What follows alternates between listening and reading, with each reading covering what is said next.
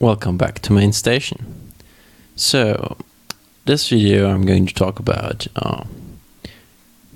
basically the US market.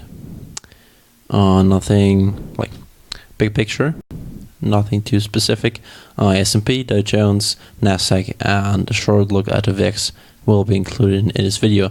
Most likely, also a ramble after I've done my in-depth or like after we've looked at price action. So, this is S&P, as you might know, or as you can see, and we've touched our next target, basically around the area of our 0.786 mark of the Fibonacci ratio, and we actually reached above it and broke our lower high of 28.122 by like 60 cents.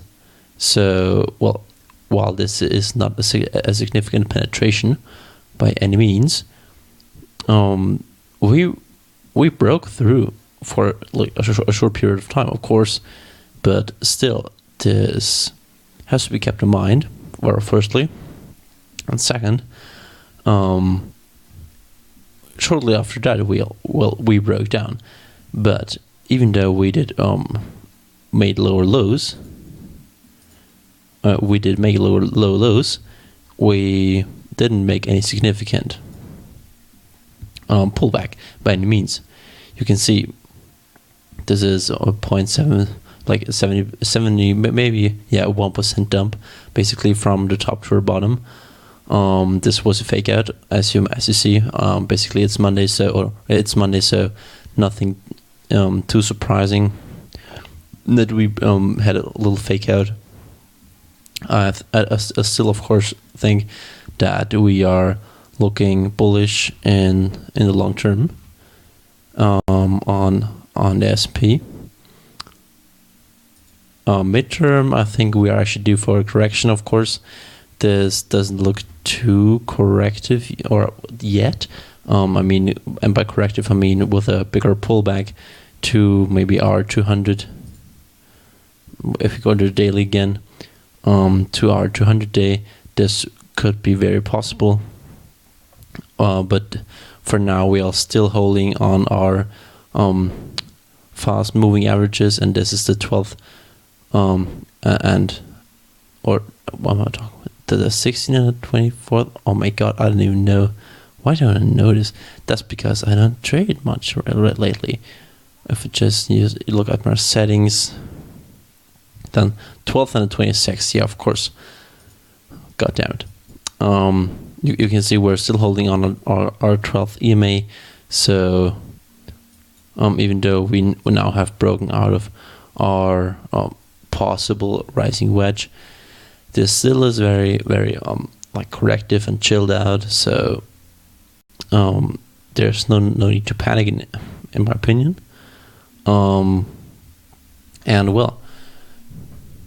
You can see that even though we had a fake out and we broke down, we didn't have any significant breakdown. So this does look bullish.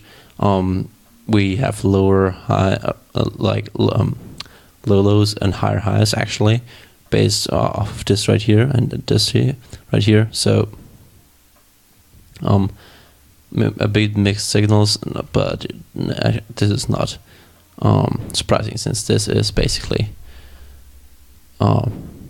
a significant time for our long-term picture, that if we break this level by a significant penetration, or with a significant penetration, then we would look bullish, and this could be a very interesting time to actually invest and put real money into it, and not only real money, but of course also paper money to trade this long term. Then this will be also a thing I really should and want to do soon, is to get over my short-term outlook and be able to maybe not invest but trade longer term and have like seriously daily and weekly swing positions which I can rely on, so that I don't have to trade like first intraday, because I don't have the ability or the time for it right now. But I want to find a solution which fits me. So Jones looks basically very similar. Oh, I think you can hear my music. Whatever. You can see very similar price action, and well, yeah, maybe a bit more significant breakdown. We can look at it on the daily. Yeah, much more percentage lose or loss, but still holding definitely our daily lower or high lows. Well, this could be a high low, but this is basically our next target, also coinciding with our 200 EMA. I would actually really like to have the S&P and the Dow Jones retest their 200-day EMAs, and these would lie very similar from our recent price action, and basically have like maybe a 5% each drop down, or like 4%. Look at it. Oh, not even 3%. Okay, so nothing too bad. Or maybe from right here. Yeah, 4%. And on the S&P, we have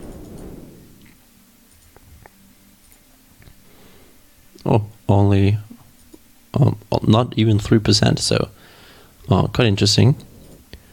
And yeah, I would definitely like a retest of these areas to finally get maybe a short-term correction playing out over like 2 weeks, or even maybe shorter if the bulls want to see blood and fast blood, and then just see it climb back up again over our next like 1 to 2 weeks, including this right here, or including this week now.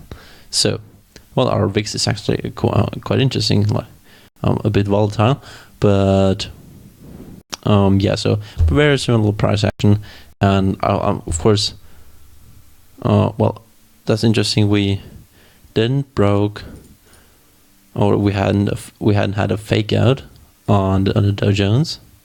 You can see we actually didn't really reach this level, almost, but we didn't. So by like a few points, like 20 points, didn't reach it, so nothing too bad.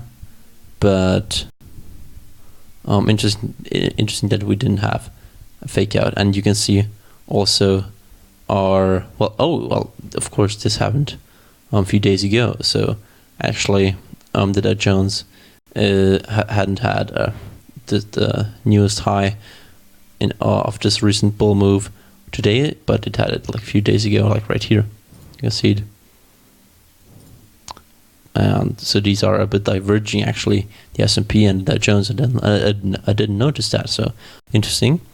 But yeah, to just go on with our or with the Nasdaq, also nothing too out of the moon.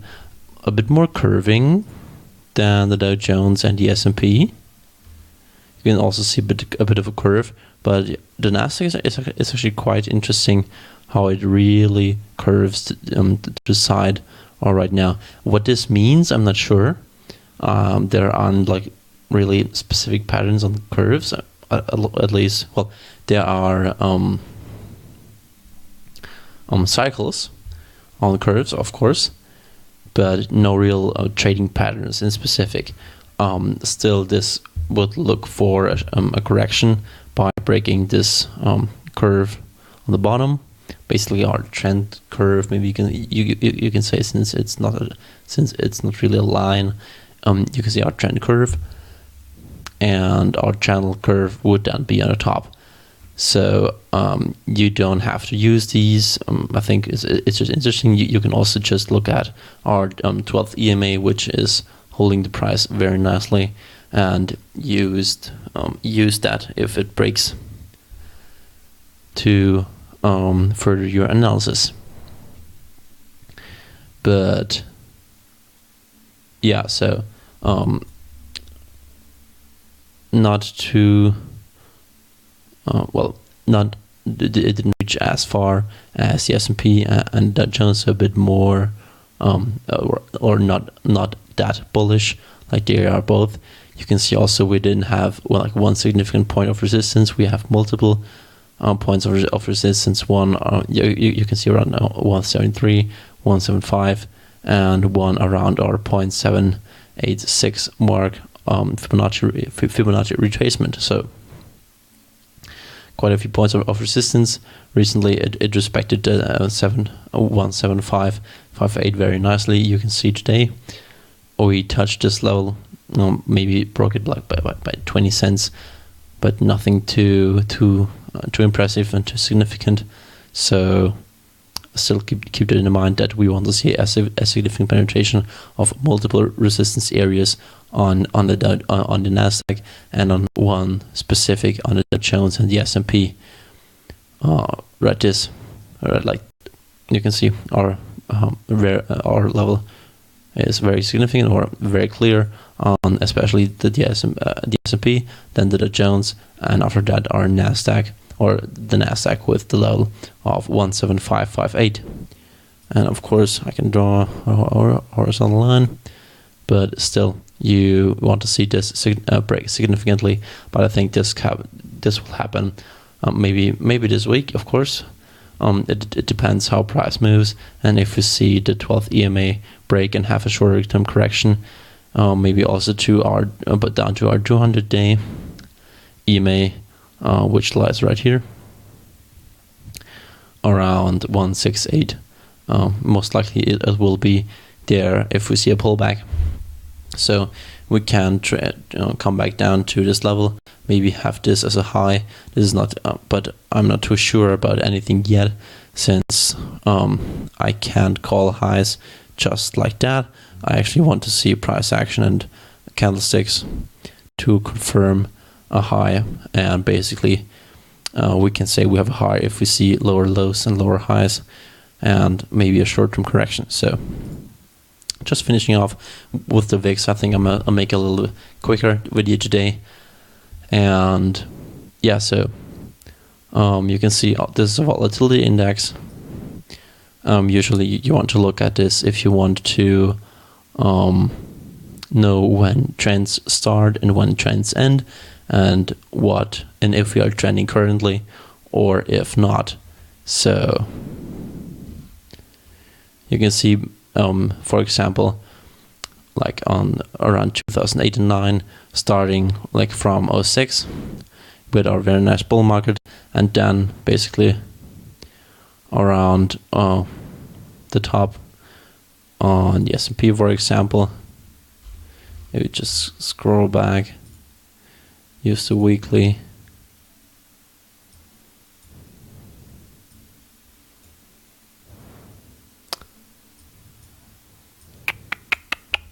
So right here, come on. So just use the weekly, and why doesn't it want? Come on. So please, holy crap, what the fuck? Do what I tell you to do. God damn it. So whatever. So you can see we had our top right around where we had our volatility index spike very high, and then we had our bottom where the S&P like basically bottomed. So around this move, the VIX spiked crazy because, well, the volatility was very high, and usually the volatility is the highest in crashes, but basically fast corrections. And this is also the reason why we had we had the VIX spike so high lately, because the correction in US markets was quite fast and quite vast. So not too surprising that we had this.